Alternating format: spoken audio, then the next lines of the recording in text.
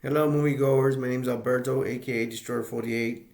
Today I'm going to do Ghostbusters. It's a 1984 film. It's directed by Ivan Reitman. Look, I'm here to represent. Got it in my shirt, got it here. This movie is starring Bill Murray as Peter Venkman, Harold Ramis as Egon Spangler, um, Dan Aykroyd as Ray Stantz, Ernie Hudson as Winston. You got Sigourney Weaver from Aliens. Wow, she's playing Dana Barrett.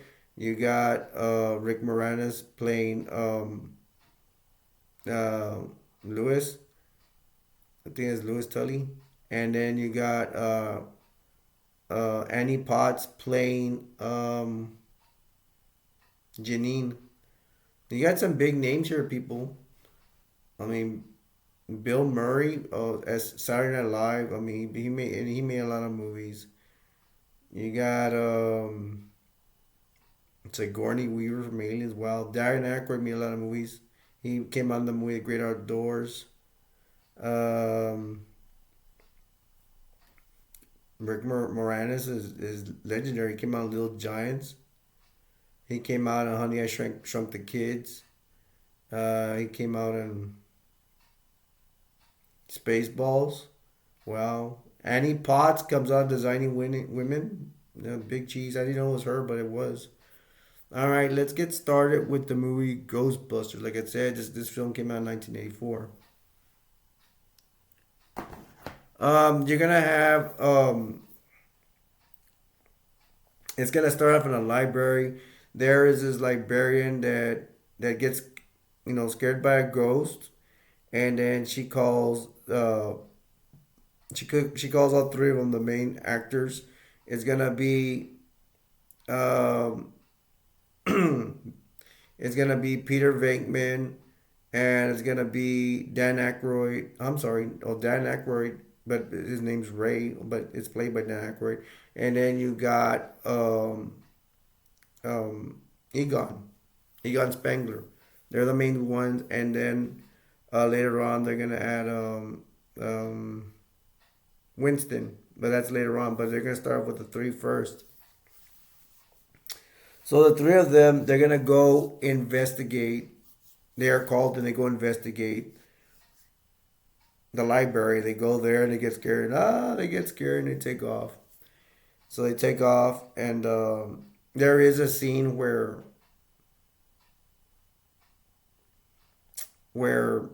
Peter's like doing this test on some people. It's an attractive girl, and the other guy's like it's another guy's a loser, and he's testing them with some card thingies. They gotta they gotta guess what card he's holding, whatever. The attractive girl gets some wrong usually, and she nothing happens to her. But yet the guy, the geeky kind of guy, he's he's Peter says he's getting him wrong every time he shows a card, and sometimes he's right, and he shocks him whatever, and the guy's getting mad, and then Peter's like, "Hey, we're doing this for so and so reasons, whatever," and then the guy's like, "You know what? I'm tired of getting shocked, and you can keep the $5, but they're only paying him $5 while they get shocked." And Peter's trying to hook up with that attractive girl. Later on, they show that the university they're working at a university, and the university no longer wants their services, or and I believe they get grants and all that, but they're gonna take all the grants. They're gonna take everything away from them. And it's funny because they start taking all their electronic stuff that they use to get Ghost. They're gonna take everything, and it's funny because Ray has his Ray has a camera they use for whatever goes when the guy takes it away from them, taking everything away from them. So these guys, they go sit somewhere out in the city, and probably on the steps of the university. That's what it looks like. And they're like, "Why don't we go into business for ourselves?" And they're gonna need seed money, and They're gonna talk. Ray has a house, or he would inherit a house. They're gonna sell it or use the money to use as seed money to start the ghost busting business. They go to the so they go to a real estate agent lady sends them to a firehouse, and it looks all like garbage, whatever. But Ray is in love with it. He goes down they in the firehouse. Firehouse have the pole, the drop pole. He goes sliding down. He goes, Ray goes down and he goes, "This is great. We'll take it." And so they want to. They're like, they'll take it, but it looks like garbage. So they're gonna have to clean it up and everything. So they're gonna start their business, um, capturing ghosts. There's one this place they go to. It's a fancy hotel. They go in there. They go in the rooms. There's a owner or not an owner. It looks more like a manager. He says there's a ghost. Try to get it out of here, before because there's gonna be a ball dance. You have a room that's a ball dance. It's all Nancy with with tables and all that. It's all fancy smancy. There's people waiting to get in, and they're not letting them in until they get the ghost out of there.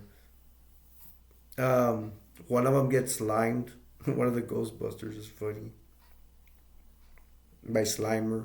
They're gonna call him. We're gonna call him Slimer later on because they're gonna come up with a cartoon and they name this ghost Slimer. Anyways, the ghost Slimer ends up in the ballroom. The Ghostbusters go in with their I want to say jetpacks. They're not jetpacks. They're ghost packs, whatever they are, and they go try to shoot Slimer in that ballroom. They miss whatever, and then they finally catch him. The way they catch him is they throw a little box, and the box is attached to a wire, and then they step on some step that's attached to the wire. Box opens up and they catch the ghost, and this time they catch Slimer. And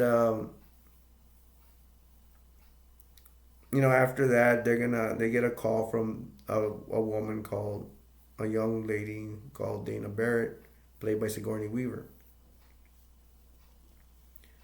And she calls, and Peter goes over there to investigate. Hey, what's the problem? And apparently, well, they did show that Dana Barrett had opened a refrigerator. She saw like a whole. Uh, she saw like devils and ghosts, or like it's like a demon or a god or something. It's bad, and she saw like a hell kind of deal, and she closed it. But when Peter goes to see, she's like, I saw it in the refrigerator, and then Peter goes in there and says, "Oh wow, look at all this junk food, whatever." That place is no longer there, so she doesn't know what to think. And so that's it for her right now. Um, After that, the Ghostbusters are they're busting ghosts everywhere all over the city. There's one where they show where there's a jogger running. Peter has a Peter has the box. It's already planned where he's running on the park, the ghost, and Peter steps on the thingy, all cool, sitting on a bench. He captures that ghost when the ghost runs over that box thingy they have. It captures that. They have some pretty cool scenes, and then they have a scene where they're investigating an apartment. There's like apparently some goo out there. They're picking that up, and it's Christmas time sometimes when they're picking it. Yeah, it's around Christmas time. And then there's one when they're at a jewelry store or whatever. There's jewels up in the air. Ghost apparently has it up, so they have to do some kind of mechanism where they shoot lasers, and that's gonna destroy the ghost, whatever. But unfortunately, all those diamonds or whatever fall down and look like they break a lot of stuff, damage a lot of stuff. Oh well. So that's the Ghostbusters for you. Um, Later on, and then we got Dana back at her apartment. Let's go back to Dana. She has a annoying neighbor, geeky neighbor called Lewis, played by Rick Moranis, and he does a good job. He acts like a dork. He keeps talking and talking, doesn't shut up. He talks to Dana. Dana's like, fine, whatever. He's like, come to my party. But they go their separate ways for a while. Lewis has his party, and there's like a demon dog that's probably a pet from Gozer, the demon god, what have you. And that dog is like going all over the city, ends up going after Lewis, and Lewis becomes caught by that demon dog, and he becomes possessed by that demon dog. That's what I'm gonna call it, because that's what it looks like. And then Lewis ends up becoming the gatekeeper, and then Gozer ends up capturing Dana Barrett, and then she becomes possessed by Gozer, and she's gonna want the gatekeeper Lewis, and Lewis is gonna want her. Later on, the ghost the cops capture Lewis, and he's all crazy and stuff because he's possessed by the ghost, and he's now the gatekeeper. Now the cops bring him to the Ghostbusters, and they tell the Ghostbusters, "Hey, can you check out this guy? He's all weird and everything. We found him all weird walking in the park or something like in the city." They're like, "Yeah, they sure." They take him in.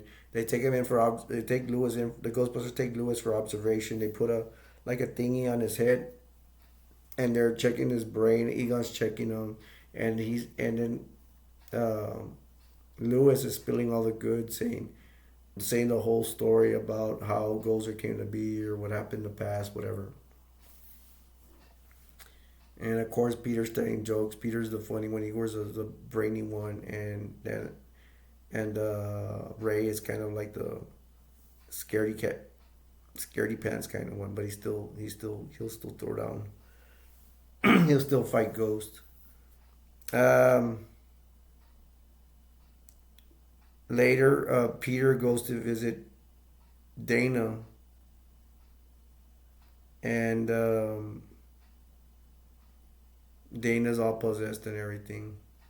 Oh, by the way, they have a secretary called Ginny. Before I forget, the Ghostbusters. But yeah, Peter goes to visit Dana Barrett, and she's possessed by the ghost. She's in a kind of like sexy way, but you could tell she's possessed. It's funny because when Peter gets there, Dana's like, "Are you the gatekeeper?" And he's like, "No." She shuts the door on him. And he knocks again. She's like, "Are you the gatekeeper?" He goes in, and then he's trying to see what's up with Dana, but she's finding out that she's possessed. She even gets very sexy with him and all that, but he doesn't want nothing of it. And I think he finally puts her to lay in bed and stuff like that. Um, he makes calls until it goes, "Hey, something's wrong with Dana." Then later on, he's gonna be back at the Ghostbusters firehouse, their base of operations, and they're gonna have to deal with another problem. This little twit from the mayor's office is gonna wanna check out their stuff, what they have there. The first day they tell me you have a warrant, like no, and he's like, "Well, then you can. We're not gonna let you check anything out until you have a warrant." Next time he comes, he has cops. He has a warrant. He has like electrical guy, electrician guy, and they go. All of them, the police, the electric guy, the little twit that wants to shut them down. They're gonna go to the machine where the Ghostbusters keep all the ghosts, and they're warning them, like, "Hey, if you turn that off, we're not responsible. There's gonna be a lot of ghosts everywhere." They're like, "We don't believe in ghosts and all that." The electrician gets a lever, and they tell him, "Don't do it." He presses a lever on the ghost machine, and all the ghosts are let out into the. They're all let out into everywhere, and they also end up putting the Ghostbusters in jail. The mayor gets mad, and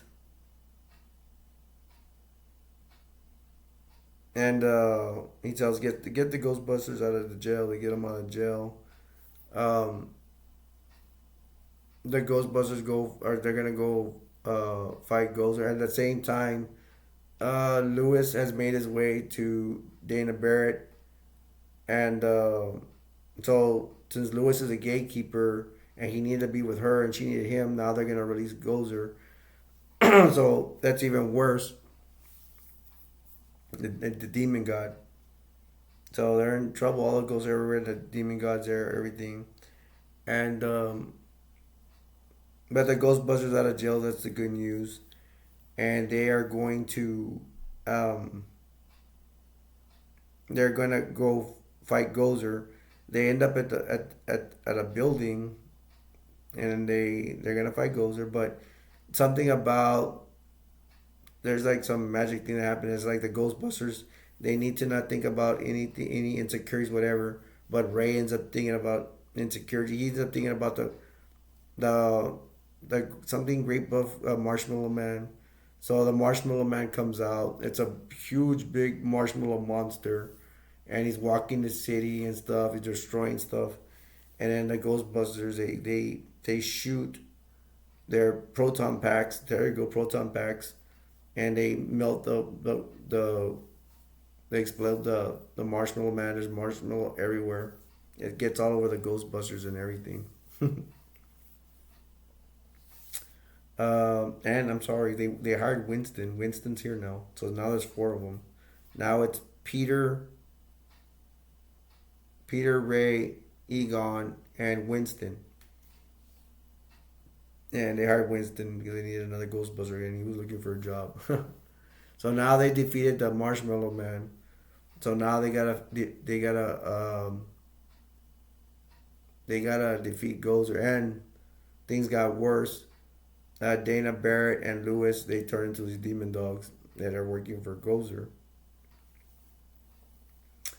Um, Now they're gonna fight Gozer. They're shooting their proton packs at Gozer. They miss. They have not defeated Gozer. It's like a woman, and Gozer's like a woman with red eyes. And then finally, they're gonna cross. They said Egon had said at one time, "Never cross your streams," or something bad would happen. But now they have no choice because they tried everything and they cannot kill Gozer.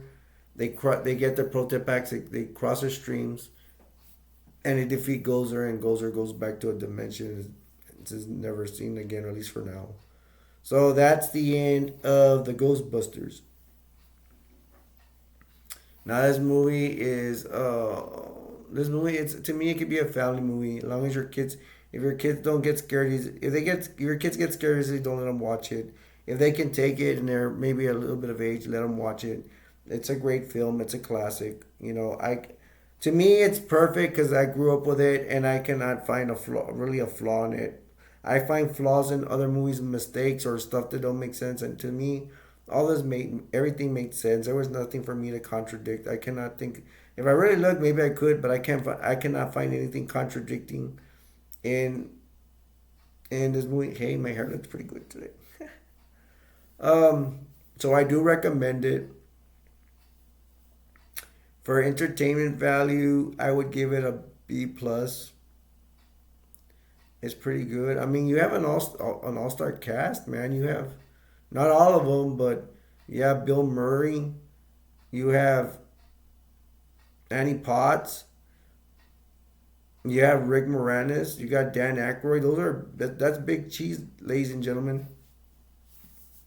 I hope you appreciated my shirt that I brought to represent Ghostbusters. There is a Ghostbusters 2. I recommend it. It's kind of more childish in a way. It's kind of more way out there. But one day I will do my review on Ghostbusters 2. The effects were pretty good for its time. They were really awesome for their time. So the Ghost in the Library was awesome. Slimer was awesome. I mean, this is good stuff, man. I mean, you can't beat a classic like that. You can even compare it to now. The effects, of course, are going to be better, but maybe you can't beat the storyline, at least of the first Ghostbusters. The Ghostbusters 2, I believe you can beat a story. Like we got Ghostbusters Afterlife. I have not seen it, but I can tell you, I don't think it's going to compare to the first Ghostbusters.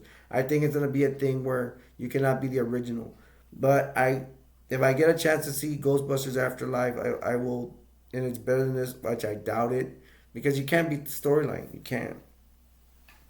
To me, it's just somebody trying to recopy a movie. It's like music. When you got a song and then somebody copies it over, usually it's not going to turn out good. 95% of the time, it's going to turn out good. It's not. Can't beat the original. But after I see, like I say, after I see Ghostbusters Afterlife, I will compare it to this. I do recommend if you to watch Ghostbusters 2, but it will be I will do another review on it, but it's gonna be more quirky. It's gonna be like I said, way out there. Um, so that's my review for Ghostbusters.